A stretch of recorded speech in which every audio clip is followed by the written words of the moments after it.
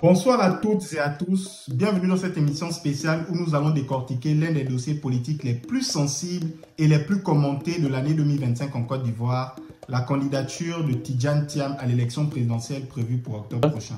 Comme nos textes le stipulent, nous tiendrons une convention pour désigner notre candidat à l'élection présidentielle. Je prends donc l'engagement personnel d'assurer que, au PDCI RDA, tous ceux qui le veulent puissent être candidats. Et comme vous le savez, je suis moi-même candidat. Et je suis convaincu qu'au vu de mon bilan, après 12 mois à la tête du PDCI RDA, ainsi qu'au vu des propositions et des idées dont je suis porteur pour notre pays, la Convention me désignera comme le candidat du PDCI à l'élection présidentielle de 2025. Homme d'affaires international, héritier politique d'un grand nom, chef de parti, mais aussi homme contesté, confronté à des arguments juridiques et politiques qui pourraient barrer sa route. Alors, sa candidature est-elle réaliste ou n'est-elle qu'un mirage politique? Pour le savoir, nous allons revenir sur son parcours complet, analyser les forces et faiblesses de sa candidature, examiner les obstacles juridiques et politiques et enfin tenter une projection sur ses réelles chances de figure sur le bulletin de vote en octobre 2025. N'hésitez pas à vous abonner pour nous encourager à produire du contenu de qualité. Tidjane Thiam naît le 29 juillet 1962 à Abidjan dans une famille où la politique est presque une tradition familiale. Côté maternel, il est le neveu par alliance de Félix Houphouët-Boigny, premier président de la République de Côte d'Ivoire et figure fondatrice du pays moderne. Côté paternel, il hérite d'une lignée sénégalaise peul. Son père, Amadou Thiam, fut un haut fonctionnaire, plusieurs fois ministre et ambassadeur. Dès son enfance, il baigne dans une double culture. La rigueur administrative héritée de son père et le réseau politique hérité du côté maternel. Très tôt, il est envoyé étudier à l'étranger où il brillera par des résultats académiques exceptionnels. Après ses études secondaires, Tidjane Thiam intègre l'école polytechnique en France, l'une des écoles les plus prestigieuses au monde. Puis il rejoint l'école nationale supérieure des mines de Paris où il se spécialise en ingénierie civile et en management.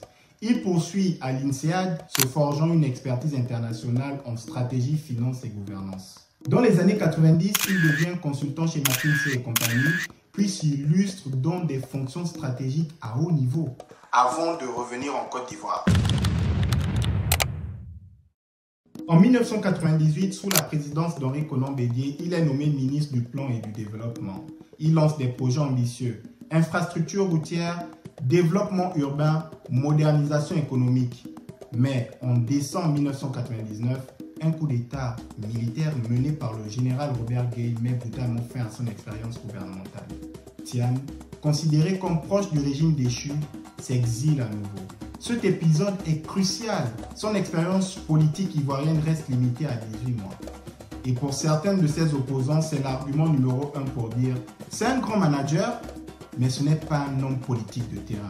Loin de se laisser abattre, Thiam devient une star de la finance mondiale. Il dirige Aviva France, puis Prudential PLC à Londres et enfin Crédit Suisse à Zurich qu'il redresse après la crise financière. Cette carrière lui vaut prestige, réseau et finances personnelles, mais aussi une étiquette. Technocrate déconnecté du terrain ivoirien. En 2023, il revient sur la scène politique ivoirienne. Son parti, le PDCI RDA, cherche un nouveau souffle après la disparition d'Henri Konan Bédié. Tidjane Thiam en prend la présidence, promettant de renforcer le parti et de rendre au PDCI sa vocation de parti de gouvernement.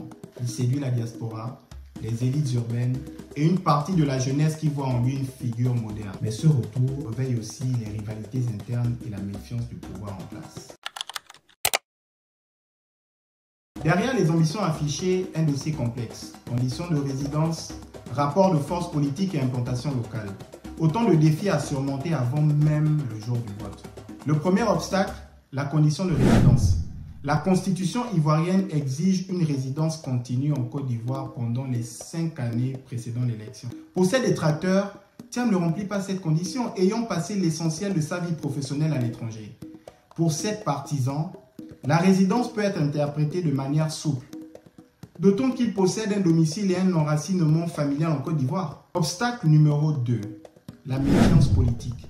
Le RHDP au pouvoir pourrait craindre un profil crédible capable d'unifier une partie de l'opposition. Certains analystes évoquent un risque de blocage administratif ou judiciaire, comme cela s'est déjà vu dans d'autres pays africains. Et enfin, le dernier obstacle, l'ancrage local. Malgré son aura international, Thiam manque de réseaux solides dans les zones rurales qui représentent un poids électoral décisif. Nous entrons maintenant dans le cœur du sujet, les chances réelles de la candidature de Tidjane Thiam à l'élection présidentielle d'octobre 2025. Nous allons analyser les dimensions juridiques, politiques et populaires qui décideront s'il figurera ou non sur le bulletin de vote. La question qu'on pourrait se poser concerne le mur juridique. Est-il vraiment exclu? Le 22 avril 2025, un choc politique. Tidjane Thiam est radié de la liste électorale. Motif officiel, sa nationalité ivoirienne aurait été perdue en 1987 après acquisition de la nationalité française. Pour mieux comprendre, voici l'extrait de l'article 48 du Code de nationalité ivoirienne tel que modifié par la loi numéro 72/852 du 21 décembre 1972. Perd la nationalité ivoirienne, l'Ivoirien majeur qui acquiert volontairement une nationalité étrangère ou qui déclare expressément vouloir renoncer à la nationalité ivoirienne. Sa rédaction est un coup porté à la démocratie et à l'équité du processus électoral, selon un communiqué officiel du PDCI. Cette radiation peut être interprétée comme une stratégie pour écarter un rival sérieux à 6 mois de l'élection, renforçant le contrôle du pouvoir sur le processus.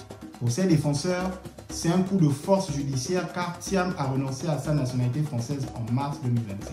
Mais pour les autorités, c'est une démarche trop tardive pour corriger une perte supposée vieille de plusieurs décennies. Même écarté, Thiam gagne une image de martyr politique, ce qui peut renforcer sa légitimité morale auprès de la population et de la diaspora. La décision suscite une vague de colère et de mobilisation. Des milliers de militants descendent dans les rues pour dénoncer ce qu'ils qualifient d'injustice et de manœuvre pour écarter un rival crédible. L'objet de leur mobilisation, protester vigoureusement contre la radiation de M. Tidjane Thiam, président du parti. Ça dérange qui? Quand on parle de l'audit, ça dérange qui? Ça ne devrait pas déranger quelqu'un. C'est pour le bien de tous. On ne sait pas qui vote qui. Alors... La politique ivoirienne a besoin de leaders enracinés, pas seulement d'experts venus de l'extérieur, selon Jean-Louis Billon du PDCI. Les réactions montrent que même radié, Thiam conserve un capital politique symbolique auprès de la jeunesse et de la diaspora, capable de peser sur l'opinion et les alliances politiques. Entre validation, blocage ou implantation limitée, le chemin de Tidjane Thiam vers la présidentielle reste semé d'incertitudes. Premier scénario, candidature validée, rebond juridique ou mobilisation forte. Résultat probable, campagne dynamique, possible second tour. Le deuxième scénario, candidature bloquée, radiation confirmée, pas de recours. Résultat probable, image de martyr politique, absence sur le bulletin. Et enfin, le troisième scénario, validation technique mais faible implantation. Réintégration mais manque de relais sur le terrain. Résultat probable, score limité, incapacité à rivaliser avec les poids lourds. Chaque scénario dépend de la combinaison justice, terrain, communication et de la capacité du PDCI à mobiliser ses troupes. Thiam est fortement respecté à l'international, reconnu pour son expertise et sa droiture. Tidjane Thiam est respecté dans les couloirs internationaux, mais sa popularité reste faible, surtout en zone rurale, selon Geoffroy Kouao, un politologue. La diaspora et la jeunesse urbaine sont séduites, mais les régions rurales essentielles pour le vote restent un défi majeur. Tidjane Thiam incarne une nouvelle génération de leaders, technocrate international crédible. Sa réussite dépendra de 3 facteurs clés. Transformer la politique judiciaire en levier mobilisateur. S'ancrer sur le terrain et convaincre les électeurs ruraux. Créer des alliances politiques stratégiques pour compenser la fragmentation de l'opposition. Je reviens en Côte d'Ivoire pour servir mon pays avec mon expérience internationale pour moderniser notre économie et renforcer la démocratie. Propos tenus par Tidjane Thiam. Chaque décision judiciaire ou politique autour de Thiam a un effet multiplicateur sur la mobilisation ou la démobilisation de ses partisans. Sa candidature est un symbole de modernité politique, mais son succès réel dépendra de sa capacité à conjuguer prestige international et enracinement local. Alors que la justice ivoirienne l'a formellement radié de la liste électorale le 22 avril 2025, considérant qu'il avait perdu sa nationalité ivoirienne en acquérant la française en 1987, malgré sa renonciation en mars 2025, la candidature de Tidjane Thiam paraît juridiquement compromise. Cette décision, jugée irrévocable, vient fermer la porte à une participation concrète à l'élection du 25 octobre 2025. Pourtant, cette exclusion crée plus qu'un vide.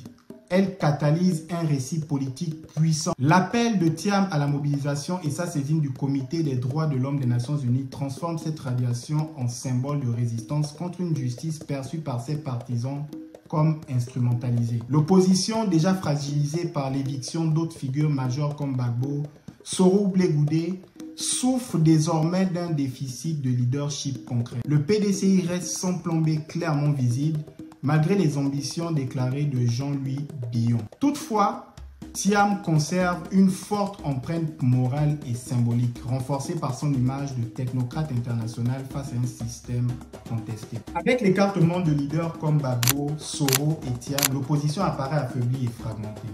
Le PDCI n'a pas de plan B clair et d'autres figures comme Jean-Louis Billon restent marginales sur le terrain. Cette fragmentation renforce automatiquement le candidat du RHDP au pouvoir, réduisant la compétition électorale crédible.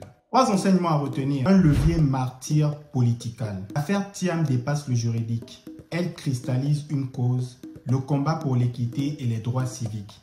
L'image de l'homme politique exclu mais debout pourrait galvaniser son camp. Un déficit structurel.